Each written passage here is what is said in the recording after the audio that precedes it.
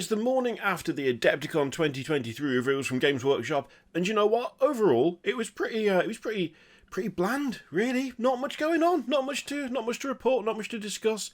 Maybe a couple of interesting things, maybe one or two cool things to talk about, but apart from that, just not much going on, really. You know, apart from...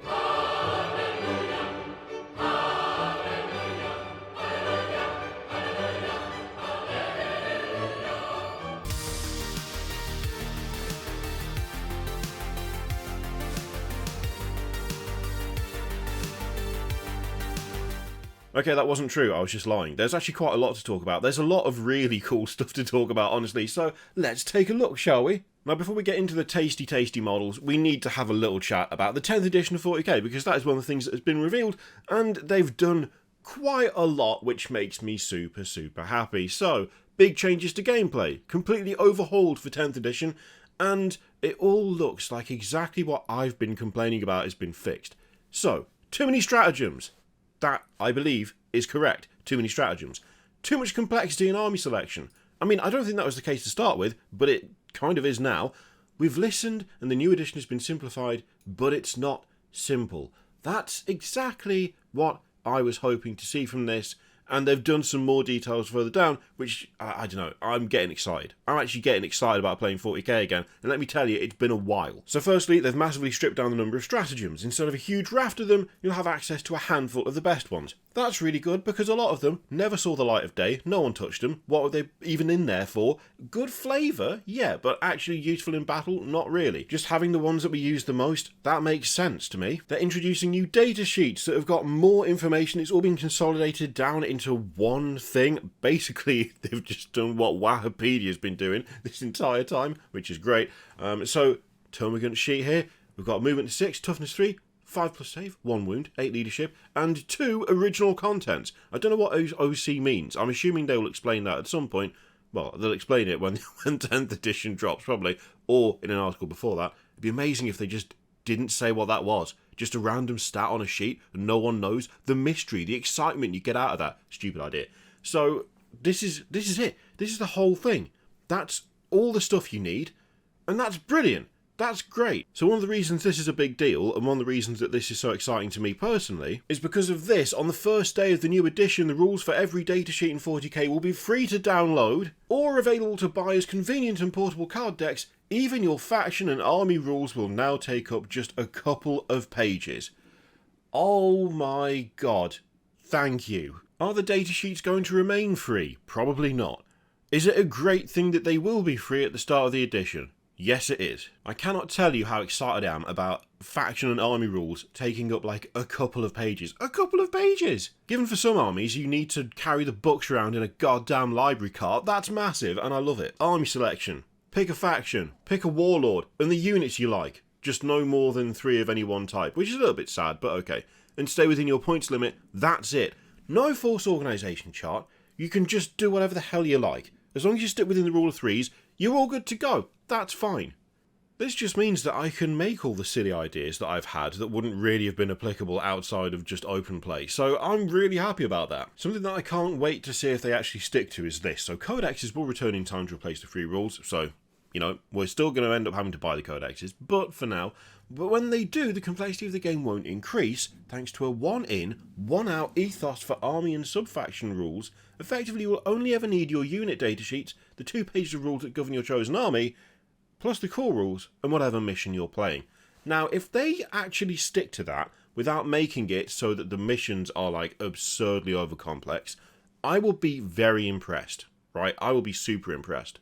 And I hope they don't want to end up in the same position in 10th as they have in 9th, which is an absurd amount of bloat. Something that I do find interesting is they've said the arcs of omnibooks and boarding patrols will persist, so those aren't going away. You know what, I'm kind of glad about that though, actually, because boarding patrols are cool.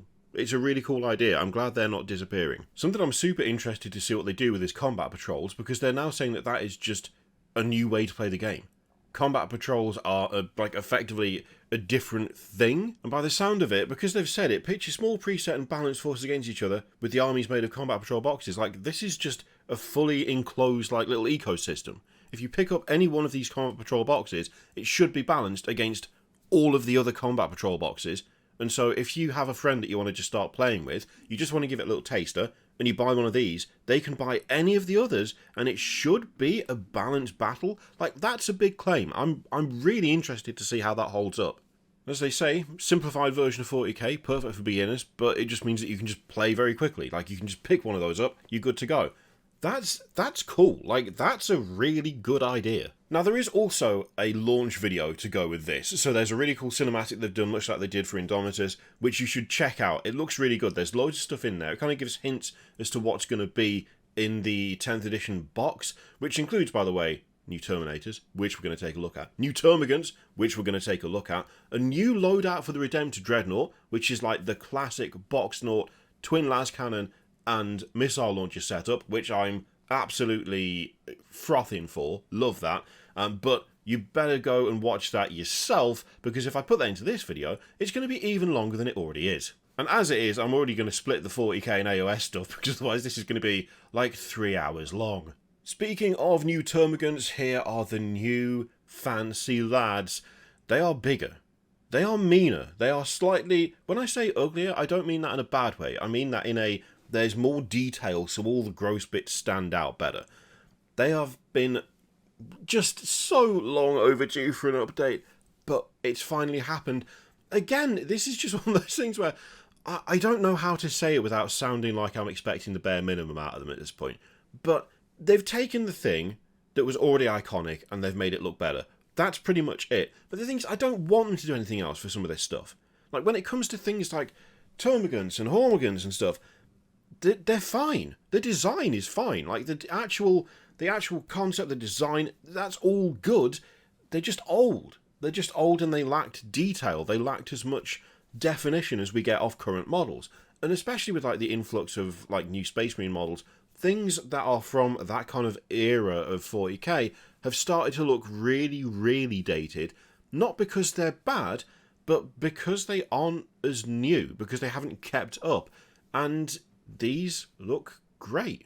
Things like the kind of... Is it muscle or is it more of an exoskeleton situation with Tyranids? I'm assuming muscle. Like, just the fleshy bits, let's say.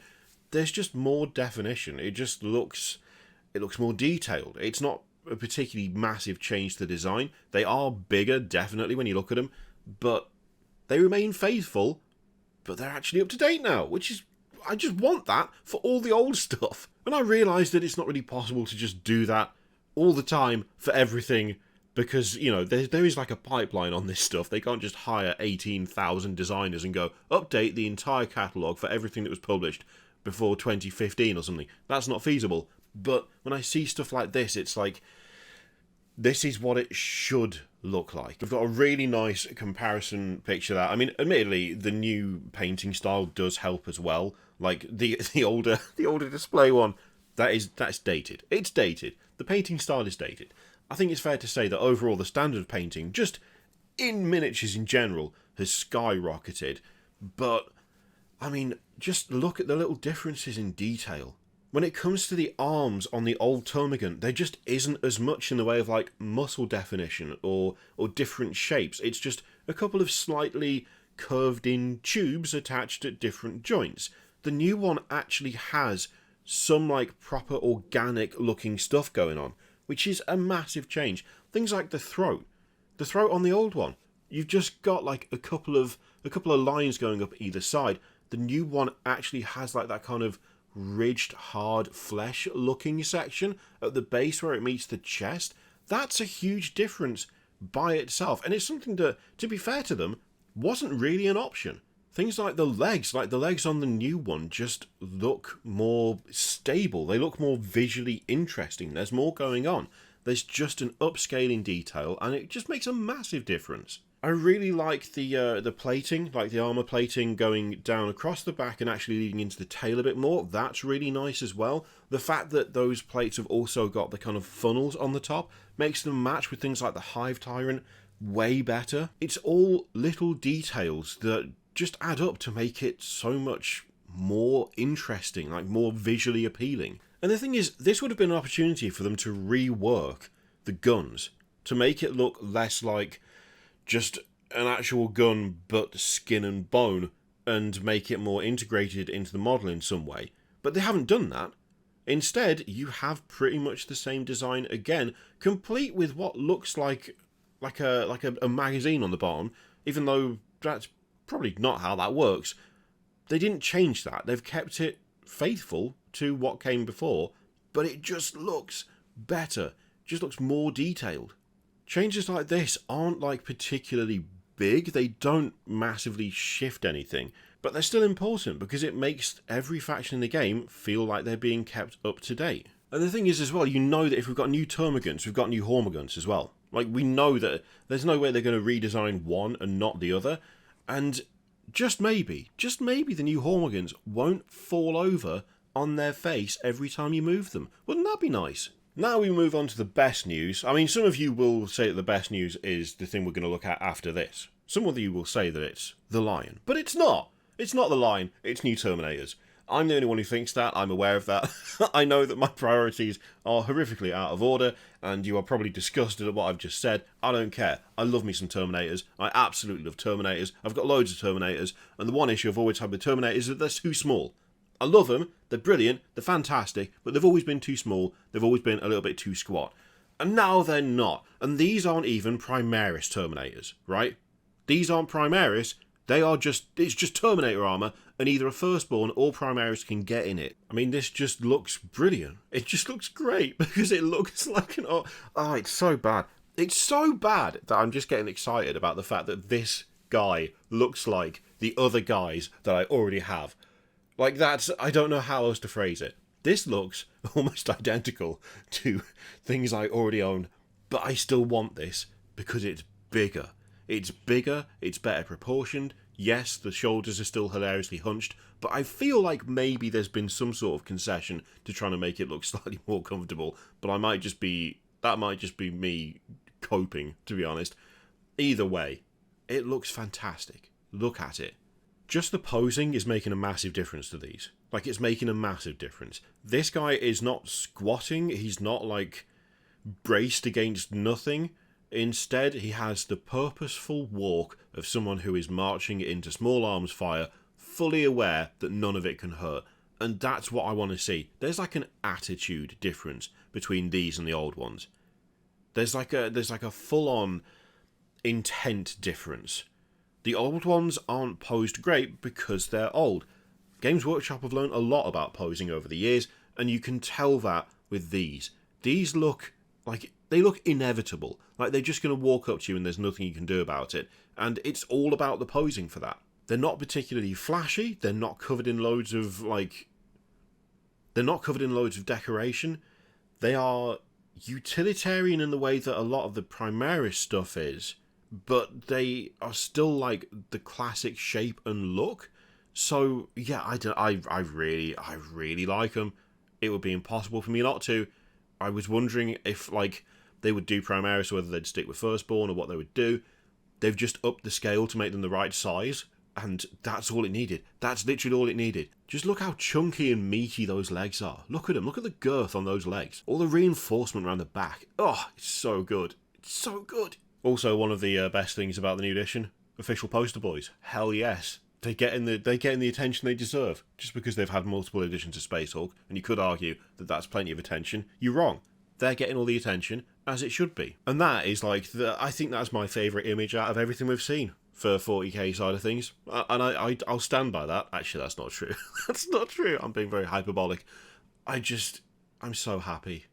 I'm so happy. Overall, slightly bigger than a Primaris Marine. Walking forwards with purpose.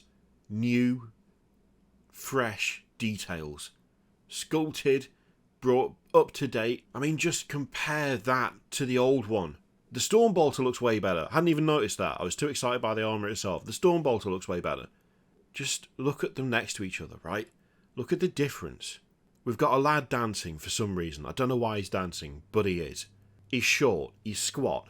He looks like he needs to go to the toilet. But his armour's badass. His head's maybe a little bit too big. Then look at the new one. Look at that. Look at the proportions on that. The proportions are just better. The proportions are way better. Bigger legs, chunkier, more armoured legs, thicker thighs. They save lives. The helmet has been like kind of squashed a little bit, but that means it can fit in the like neck cavity better. It's just perfect. It's actually perfect. Oh, I love it. I love it so much. I actually love it. Also, the lion's back. I was going to try really hard to make it seem as though I just didn't care about the lion being back, but it's so good. It's such a good model, I can't do it. Like, I actually can't do it. It is hilarious that he's been asleep for this long, but you know what? He's finally shown up, and good lord, what an absolute beast. Look at this lad. What the hell? So, firstly, Charles Dance, it's a pleasure to have him in 40k. It's lovely to see that Tywin Lannister is finding more work as some sort of like reference for demigod warriors. Excellent taste there. The armour is amazing. I love it. It's fantastic. I want to paint it immediately. I would do a really bad job, but I do want to paint it. I love the way the robe has been kind of like integrated into the armour or like over the armour. It's kind of like it's not a complete robe over the top. It just kind of hooks across the Dark Angel symbol on the chest, but it doesn't go over the plate itself. It's so extra. It's fantastic. The billowy cloak is just absolutely perfect. It's so it's so fancy compared to Gilliman. Like Gilliman has got loads of fancy stuff, right? But there's just something about a billowing cloak that adds an air of like gravitas to the situation. It just adds a layer of distinguished something or other. And like it works so well. It's so good. 2 watches on the base, fine, sure. I actually don't like them being on the base. I'm going to be totally honest. I don't like them being on the base. I would put them on 2 smaller bases and have them follow him round because I don't like the silhouette of that as like a little diorama. It just looks a little bit messy. I actually think that he would look better if he was on his base by himself, striding across a bunch of rubble. I don't think the watches actually add all that much, and I realise that there's going to be plenty of you who at this very moment are angrily typing about how I'm wrong and an idiot, and that's absolutely fine, each to their own. I just don't think it needs that. I just don't think it needs it. I think it adds clutter on what is already quite a busy model. Not too busy. I'm not saying it's too busy. I actually really like it. I don't think it's too busy at all. But there's like extras there that I don't necessarily think you need. But as I say, I'll just get around that by putting them on smaller models and having them follow him round. And then if you're playing a game with them and people are like, well, he's supposed to have 2 watches, they're still there. Or you can just say that they're there or whatever. I don't know. I just don't feel like it needs it. But the actual... It's weird. I actually really like the models for the watches. The watches look really cool. Sinister, weird, creepy, excellent. And I really like the lion. I just don't... Yeah, it's just personal preference, isn't it? Also, really shaming people with that sword. I mean, come on. I can't paint that. What are you doing? Got some nice alternate views as well. Oh, that cloak. Oh, the cloak. Is there a better picture of the cloak? Okay. Look, we can get nearly a full picture of the cloak. That is some tasty cloak work. Good lord. Oh, yeah. Oh, I love it. I love it. Look at that. Oh. Scrap what I said before. I don't care about painting the armor. I want to paint the cloak. Oh, it's so good. Anyway, I do like the power pack. The power pack looks cool. The kind of shielded wing element going over the vents. That's... I don't know why, but I love that. That's really tickled my fancy, that has.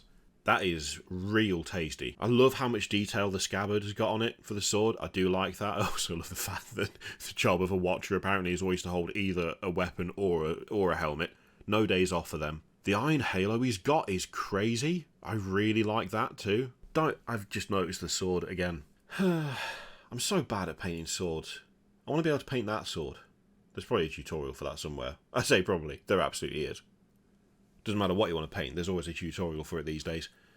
Which is excellent, but I should get off my arse and actually watch one, shouldn't I? Also, the fact that he's got, like, black armour. It's black, but it's, like, tinged green where they've done the edge highlighting. That is perfect. Multiple head options. I got distracted by the armour. I'm going to say something here, and I don't know whether this is going to be controversial or not. I don't know whether this is going to get people annoyed. The head, which is the helmet with the hood, is the best one. That is the best one. Of all of them, that is solid. yes, you do have the iconic wings on the other helmet. And I think it looks good. I do like it. I also think, like, his actual just face, they've done a really good job on his face. And the hooded face is fantastic, but the helmet with the hood, that is actually perfect. That is, like, that is peak. They've peaked there. There's nothing else they could have done for his head that would possibly beat that. It does also mean that his wings that go on his helmet are detachable, which I don't know why, that makes me laugh. That's pretty funny. Why are they detachable? Well, because sometimes you need to put your hood up and look like an absolute legend. That's why. I suspect that should I ever get hold of this, which I absolutely will, because, it's just struck me. I just realised. I mean, what possible excuse do I have to not make some sort of Deathwing force? Like, as a bit of a Terminator fanboy, the Lion's back, and we have new, properly scaled Terminators. I don't really understand what else I'm supposed to do. What else I could do.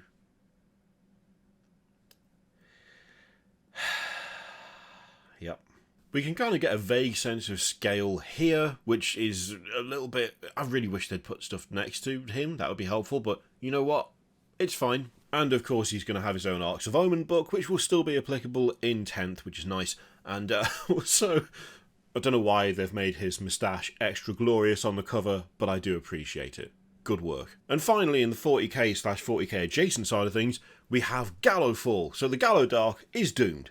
So that's that arc done by the look of things. And for this new and I assume final instalment of the Gallowdark saga, we've got Leagues of Votann and Beastmen. So here we have the leagues themselves, and I mean, they're Leagues of Votann. They look cool. They look pretty damn cool.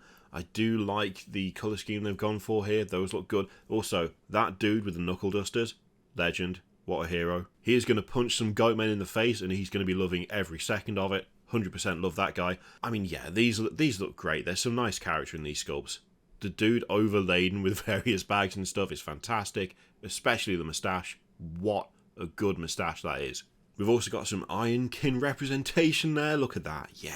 Love the Ironkin. They're great. Also, I like that they're using kind of like dwarven models to show the old version of 40k with the new version. So we've got that Caradron Overlords guy with the massive rack of books with the 2 books that he's holding whilst he's reading a book for 9th, and then we've got this dude with an iPad for 10th. Was it intentional on GW's part? Probably not, but that's how I'm reading it. Love it. Yeah, these look good. These look great. Like Jetpack Guy. Jetpack Guy's cool.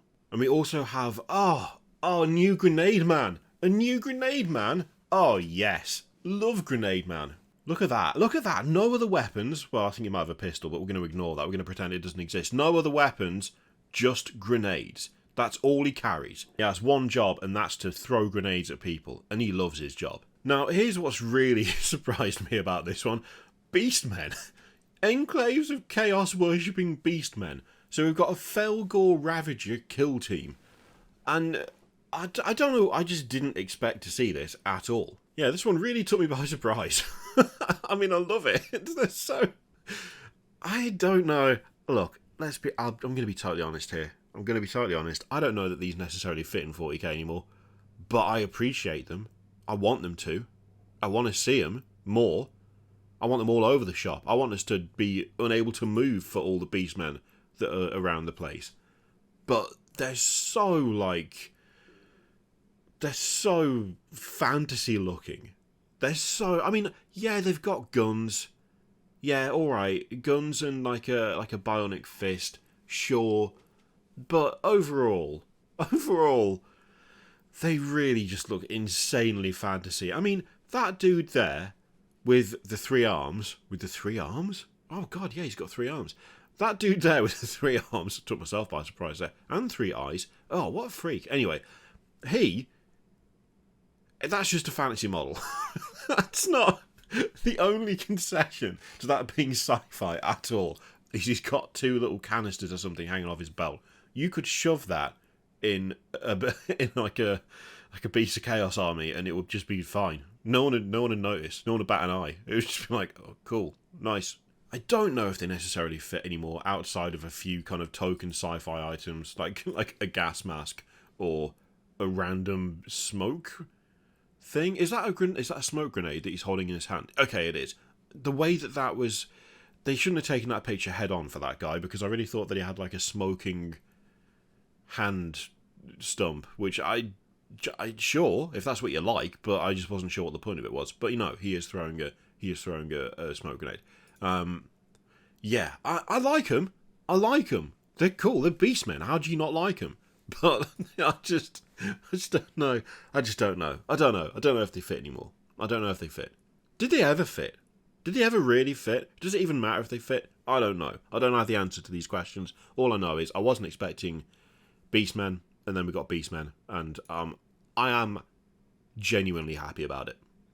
Ridiculous. Absolutely ridiculous. We've got more additions to the Gallowdark scenery, so like medical bays and storage units and cryo things, and yeah, I mean, it is good scenery. It is good scenery. I just wish there was a little bit more variety from each box. I mean, you do get new stuff to put in and around the bulkheads and stuff, but it would have been nice to have a little more variation, I guess. That about does it for the 40k and 40k adjacent stuff from the Adepticon preview. Oh wait, no. Horus Heresy. There was a Horus Heresy thing. It was a book, a single book, and it talked about bringing back Zone Mortalis, and that's literally it. There's nothing else. really dry preview for Horus Heresy, sadly. But the rest of it, pretty good. Let me know in the comments down below what tickled your fancy the most out of those reveals. I'm going to go away and plan how many Terminators I need to buy to make a Deathwing army, because that's just a thing that's going to happen now, which is good and bad.